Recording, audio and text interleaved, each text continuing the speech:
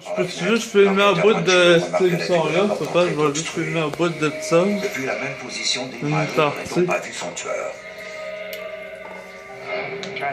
On devait réunir ces éléments afin d'établir qui l'avait tué Après, je vais et comment. filmer une partie de ça. Mais dès le départ, on a su qu'il faudrait beaucoup de temps pour élucider ce meurtre.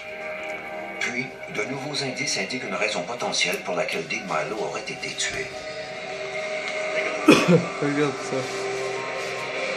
Sur une table de nuit, il y avait une Bible.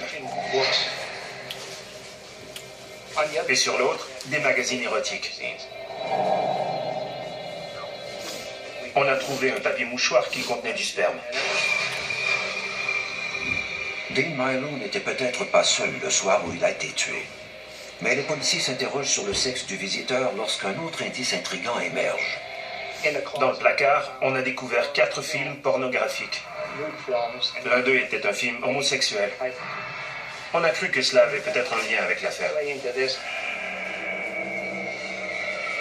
Les documents pornographiques, le fait que la victime était en petite tenue et la chambre à coucher en désordre, offrent des pistes solides. La police soupçonne maintenant que le meurtre de Dean Milo était un crime passionnel.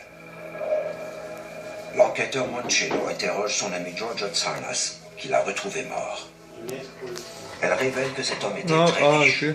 Ça, c'est pas mal filmé, On a appris que mais Dean Milo était un homme d'affaires connu dans la région de Akron. Il dirigeait une compagnie de fourniture de salons de beauté et de coiffure. Il avait des magasins. Je vais le prendre, puis je vais le prendre juste avant de me dire, je vais manger. Selon Georgia, Dean donnait la priorité absolue à sa famille, notamment à son fils gravement malade. Dean mesurait 1m85 et c'était un bel homme. Il avait 31 ou 32 ans quand il a épousé sa femme, Magdalene. Le couple a élevé 3 enfants avec amour et discipline. C'était une famille heureuse. Dean Milo était un type bien. Je sais pas. Georgia explique à la police que la femme et les enfants de Dean sont en Floride. Dean est rentré pour régler des affaires et assister à un mariage.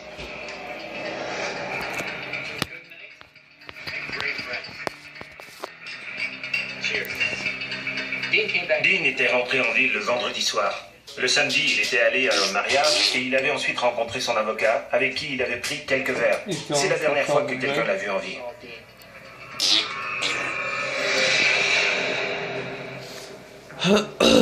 L'enquêteur Munsey obtient une piste en interrogeant une voisine de Dean Milo. Elle lui raconte qu'elle a eu de la difficulté à dormir durant ce week-end. Cette femme s'était réveillée dimanche vers 1h30 du matin en entendant le silencieux bruyant d'une voiture. Le bruit avait continué pendant un certain temps. Puis elle avait vu quelqu'un marcher vers la rue, monter en voiture et partir. D'après la description faite par cette femme, c'était une voiture verte avec un toit rigide noir. Sans autres détails, les enquêteurs ont peu de chances de la retrouver. Mais ils peuvent maintenant bâtir un scénario plausible des événements. Samedi soir, Dean était possiblement rempli avec une femme ou bien un homme. Mettons ça à quoi? Cela a contrarié quelqu'un. Mettons ça au fromage pour le bœuf. Aucun article n'avait été volé dans la maison. Alors cet individu était venu dans le but de tuer Dean Milo. Quand il a entendu sonner, Dean s'est essuyé avec un papier mouchoir et il est allé à la fenêtre. Le meurtrier s'est servi du télégramme pour attirer l'attention de sa proie. Incapable de voir l'individu, Dean a enfilé son caleçon à l'envers et il est descendu au rez-de-chaussée pour lui ouvrir. Ce tueur était entré et lui avait ordonné de s'allonger par terre. Pendant que Dean était couché, l'homme avait pressé une arme derrière sa tête et il avait tiré un coup de feu. Pour une raison encore obscure, l'agresseur a pris un coussin d'un fauteuil du séjour pour étouffer le bruit du second coup de feu. Le meurtrier était sorti en claquant la porte et il avait couru vers la rue. Les policiers ignorent toujours la provenance de cette ouate sur la tête de Dean. Elle ne provient pas d'où ils pensent. On croyait que la ouate était sortie du coussin, mais on avait tort. En attendant que les autorités annoncent la mort de Dean à sa femme en Floride, la police en informe ses parents. Sotir et Katina Milo venaient de l'Albanie. Ils ont immigré aux États-Unis et ils ont lancé cette compagnie de fourniture de beauté et de coiffure.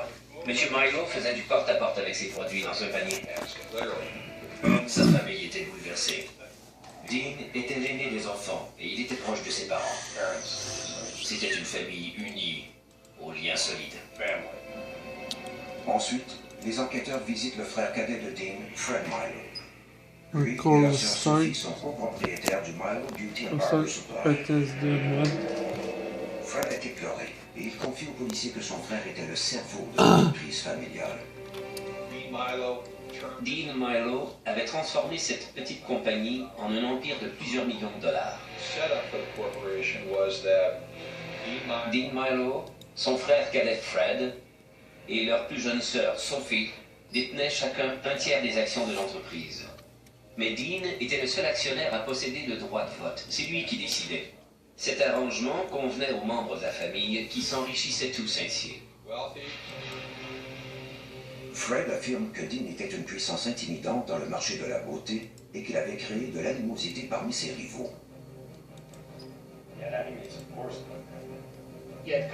Il avait fait le nécessaire pour éclipser ses concurrents. ETS2 mode. Il avait donc joué dans les plates-bandes d'autres hommes d'affaires. Approximateur. Mais son frère affligé ne peut pas imaginer que quelqu'un détesterait Dean au point de le tuer. Pour finir, il dit aux enquêteurs que Dean et lui devaient se voir la veille du jour où il a été retrouvé mort. Papa, Vive la France, ça, c'est un DLC que j'ai téléchargé, papa, pour mon jeu de camion.